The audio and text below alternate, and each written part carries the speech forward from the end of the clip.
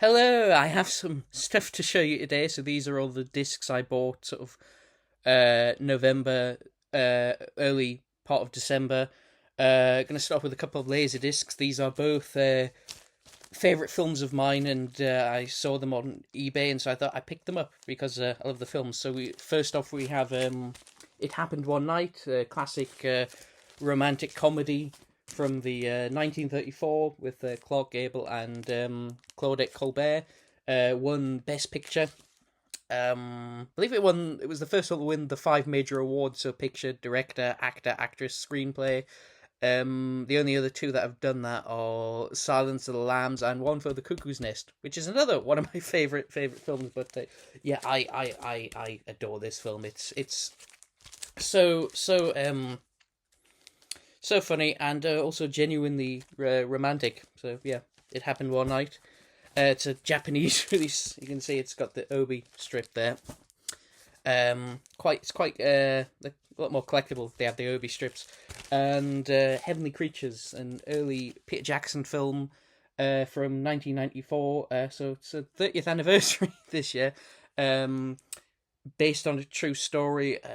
Kate Winslet and what's her name? The other actress, Melanie Linsky. They play a couple of schoolgirls in New Zealand who uh, commit a murder. It's based on a true story, and yeah, it's a really great film. It's become very hard to get like a hold of on DVD at the moment. Like all of Peter Jackson's films prior to The Frighteners have, yeah, they're all out of print. But so I saw this and I was like, I mean, I probably would have picked it up anyway because I do really like the film. But it's like, oh great, and I also have a copy to watch now. So yep, really happy to have that. I do recommend it. It is on YouTube if if you look it up. So if you want to give it a watch, just look for it on YouTube because can't get it on DVD anywhere or streaming. So talking of another film you can't get anywhere. Depending on where you live, we have a double feature of Cocoon and Cocoon the Return. So the original Cocoon has become like legally like pretty much impossible to watch in the United States, so it's not on streaming anywhere in the world. Uh, Apparently, because of some rights issue over the music in it, so you can't stream it anywhere. And the physical copies of the DVD, Blu-ray are out of print in the States, so you can only get second-hand copies, and people charge an arm and a leg because it was quite a popular movie back in the day. And because it's it's difficult to see otherwise, people charge a lot of money. So it's really hard to see in America. Fortunately, here in the UK where I live, you can't stream it either, but the DVD double feature you can still buy, or at least HMV has copies in stock, so I bought it. And it's a shame it's really hard to see in America because it's a really good film. Cocoon: The Return is available on streaming, although it's nowhere near as good. Really, it's one of those. Really, it's just kind of a pointless sequel. It doesn't add anything new to the story. The plot's kind of a rehash, and it contradicts the first film anyway. Because without giving away the ending, you know, the certain characters could not come back, and they do, and it's like, yeah. So very much one of those sequels that was just made just to make money, and yeah, it's probably not worth watching. I mean, it's not awful. It's perfectly watchable because the characters are so likable. But yeah, just stick with the first one if you can get a hold of it. That is where you live. Then another DVD, Godzilla on Superbit. So this is the Matthew Broderick Godzilla film from 1998, which is it's a bit of a guilty pleasure of mine because I saw it when I was very young. I didn't see it in the cinema because I was 3 at the time, but I saw it like when it came on Sky Movies, so like a year or two later. I was like 5 or something.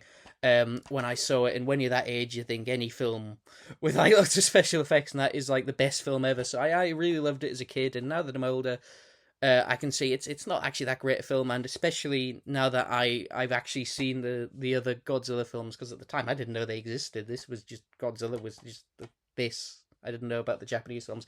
Now that I've seen those and have become a fan of those, I can see it's not that great a film, but it's quite a poor adaptation of the character. But again, because I saw it so young and I enjoyed it when I was a kid, I do have a lot of fondness for it. And like I say, this is the Superbit version, and Superbit basically it was something Sony did where the idea was it was a DVD, but they used more. They used the movie would be at a higher bit rate than a regular DVD, so it would look a bit better. The idea it would look a bit better than the average DVD, and of course the downside was you didn't get any of the extra features because they were using more. The space that would have gone to the special features was being used by the film. And does it look better than the regular DVD? Not that much, not really. No, to be honest. I mean, I don't have the regular DVD, so I can't compare them. But I don't imagine it looks that. It does. It's still a DVD. It's still in standard definition. It's not going to look that much better. But yeah, I never owned a Superbit DVD back in the day because they didn't have the extras, so I just didn't see the point in buying them, and because the regular versions still look pretty good anyway. And so I never had one. I saw this listing for this, and I thought, I've never owned a Superbit DVD. I think it'd be kind of cool to have one just as like a novelty, kind of as a piece of home video history. And because they don't make Superbit DVDs anymore, and like I say, this is a guilty pleasure film, and I was wanting to get a copy anyway, so why not kill two birds with one stone? Next is an Arrow title. I got this as part of the tail end of the Shocktober sale from last month.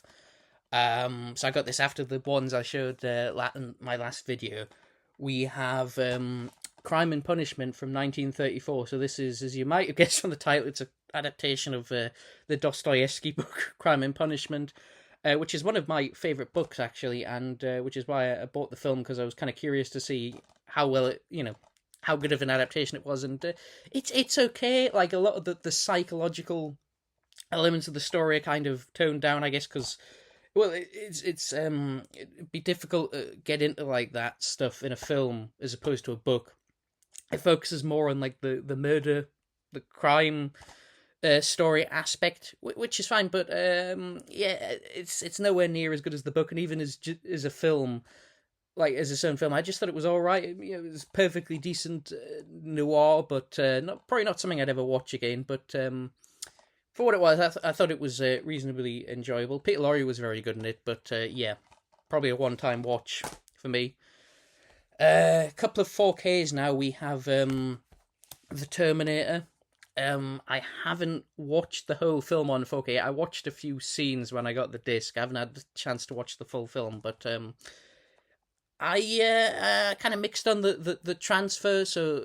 As you might have heard, there's a lot of controversy over James Cameron's, like, his catalogue titles on 4K, because the transfers have all had, like, AI applied to them to kind of process the image and sharpen it and that, and some people like the way they look, some people don't. The only other one I've seen is Aliens, and I wasn't that fussed on that. It looked okay, but didn't really look like a film from 1987 anymore, and this looks a bit more, it looks more like... it doesn't look as digital and, modern looking, but it still doesn't look as good as I think as if they'd just done, like, a new like a 4K transfer without all the AI enhancements and stuff. But for what it is, I think it looks all right. Yeah, and it also includes, for the first time since the very, very early DVD days, the original Mono soundtrack, which came out in DVD. It was remixed into 5.1, and on this has been further remixed to Atmos, and a lot of the sound effects, like the guns and things, were replaced with new sound effects. And so a lot of people have been wanting the mono track on modern releases because, the people who saw the film back in the day, watched it lots of times, it doesn't sound right to them. So the mono track's on here. And it's great too, because I've never heard it with the original sound. I've only ever seen the film with the remix before. So I'll be very. I mean, I've watched people have put like clips on YouTube, like the police station shootout with the original sound effects. So I've seen bits, but not the whole film. So it'll be really cool to finally hear it with the proper sound effects, too. But because it's one of my favorite films, and yeah. Sorry, my mind went blank. North by Northwest, a Hitchcock film. Not one of my top 5 Hitchcock films, but it is very, very good. It's one of his more popular ones. It's very entertaining, kind of a precursor to the Bond films. I mean, obviously, in 1959 this came out. The James Bond books, were already, had already been published and were, becoming well known. But a lot of like the feel of the films kind of was taken from this in a way, like the tone and such. Because if you read the James Bond books, they are quite different from the films. The early films are very close to them, but they do take elements from this film. It is basically like if Hitchcock directed a Bond film. I think he did want to make a Bond film, but he couldn't get the rights, so he did this instead. And it is very Bond like, but it is a fantastic film. Again, I like the Terminator. I haven't had the chance to watch the whole film in 4K, but from the scenes I've watched, it looks very, very good. So very happy with that release. Next are some Criterions. There was a Criterion sale on, and I picked up 2 4Ks, a box set, and just one standard Blu-ray. So probably some people probably bought more than me, but for me it was more about quality over quantity, And these are all titles I was very interested in. So first up we have Lone Star on 4K, so kind of a modern day Western. Haven't seen it, but Mark Kermode hosts a podcast called Screenshot, and a while back they were talking about Westerns, and they interviewed the director of this, and they were talking about it. It sounded really interesting, so I thought, I'll pick that up. So Lone Star. Risky Business. I love Risky Business. Such a good film. Early Tom Cruise vehicle. He's like a student, and he gets left home alone by his parents, and he ends up hiring a prostitute, and then it goes a bit pear-shaped. It sounds like the plot of a typical 80s teen sex comedy, but it's actually a lot darker than that, and it's very artfully made. It's a really fantastic film. And this also includes the director's cut. So the director's cut has a different ending, and the different ending was on previous releases as an extra, but the Criterion, what's cool is it gives you the option to watch the movie with, either the theatrical cut or with the director's cut ending. So that's really, really cool to, see the other ending as part of the full film. Repulsion, this is just standard Blu-ray by Roman Polanski. I'll not get into the whole thing of like whether you should watch Polanski films or not. I'm sure you've got your own views on it. You can probably, or on whether we should be watching his films or not. I do, and this is a really, really great film. Catherine Deneuve, sort of a horror movie, probably one of the best horror movies ever made, and part of the Apartment trilogy with there's this, Rosemary's Baby, and The Tenant. Basically, they're all horror movies he directed that are set around apartment buildings. They're not related to each other, like story-wise, it's just the thematic trilogy, but I think this is probably my favourite of those three. But Repulsion. And then the Infernal Affairs trilogy. So this is a trilogy of Hong Kong crime dramas. The first one was remade as The Departed. So I've never seen these. I've heard very good things about them, and I did enjoy The Departed when I saw it. So yeah, thought it was worth getting. And I spent about, I don't remember the exact amount, but I spent about 70 quid on those four. And considering this just on its own, I got this from HMV, but the other three I got from Rare Waves, and as well as the Criterion price off, they had like I can't remember, it was like 10% or something off code. So I got them even further reduced, and considering this just on its own full price is about 60 quid, the fact that I got them for about 70, 80, something like that, very, very happy with that. Very, very happy. Doctor Who, this isn't... so Doctor Who, the collection season 2, so this is the standard release. So the Doctor Who season collection sets on Blu-ray, it's the classic series. Basically what they do is they release like a limited edition version, and then a couple of years later you get the standard version. So this came out a couple of years ago, and the standard version just came out, and now I have it because I'm collecting the standard ones. But so this has the stories in here are the Planet of Giants, the Dalek Invasion of Earth, The Rescue, The Romans, The Web Planet, The Crusade, The Space Museum, The Chase, and The Time Meddler. I love The Time Meddler. That's a really, if you want to watch, like, if you want to get into like early Doctor Who and you want to sample like a William Hartnell story, give The Time Meddler a go. That's a really good one to start with. Next is The Box of Delights. So this is a children's BBC serial for children. I think it's based on a book. Does it say? It does not say, but it was so it was a children's serial back in the was it 1984, so it's the 40th anniversary this year. I saw this when I was a kid, not in 1984 because I hadn't been born yet. I'm not that old. But I saw it in school in the early 2000s. One of my teachers brought in the DVD and showed it to us, and I absolutely loved it. And I haven't seen it since then, but I have really fond memories of watching it as a kid. And the 40th anniversary Blu-ray came out, and I thought I'll pick that up and give it a, watch it around Christmas because it's set at Christmas, I think. Yes, it's set at Christmas, so it would be a good thing to watch on Christmas.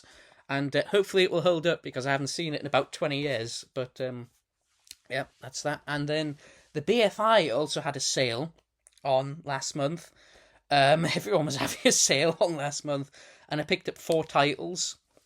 The 400 Blows. So this is the first, Francois Truffaut's first film. Also the first film in the Antoine Doinel series. So I have a box set of the Antoine Doinel films. From Artificial Eye, because they used to have the rights to the Truffaut films, now BFI does, and as I had the box set, but I picked this up because it has a newer 4K transfer, and obviously that the box set has I'm pointing there because it's up there, but a box set has like an older master, so I got it for the remastered version.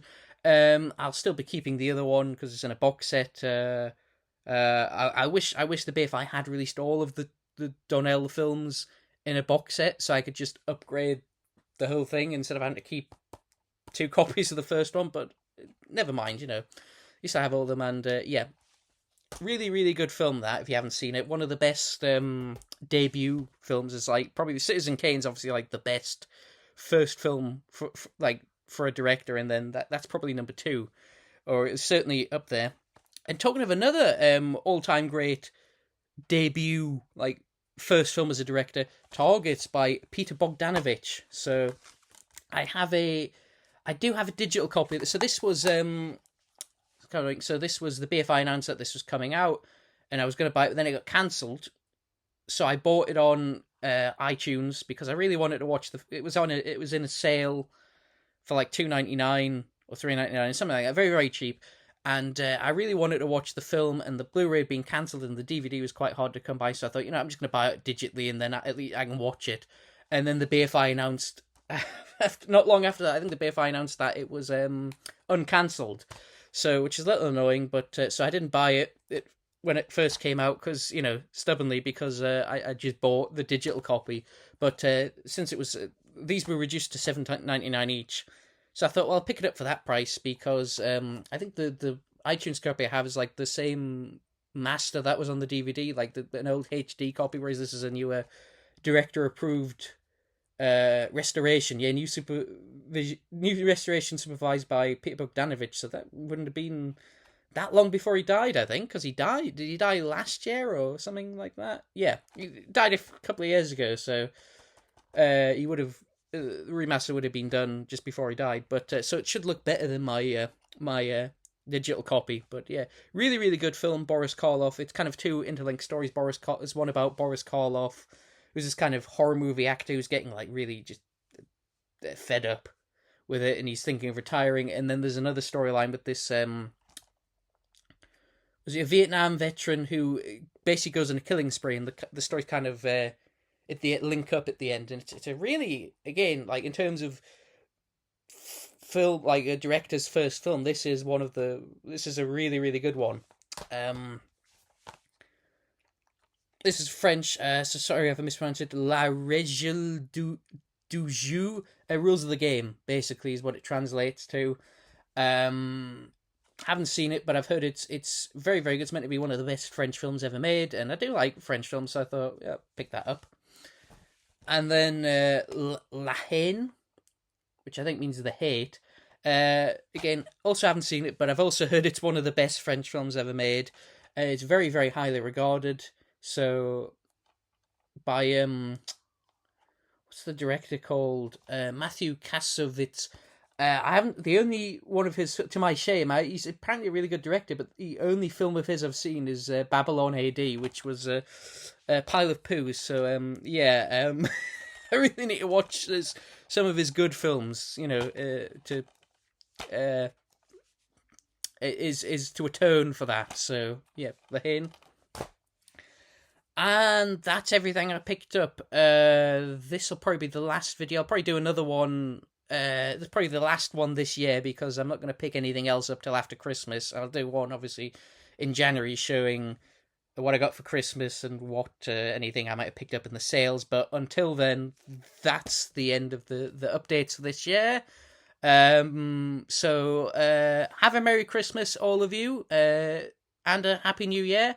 And I will see you then. So take care.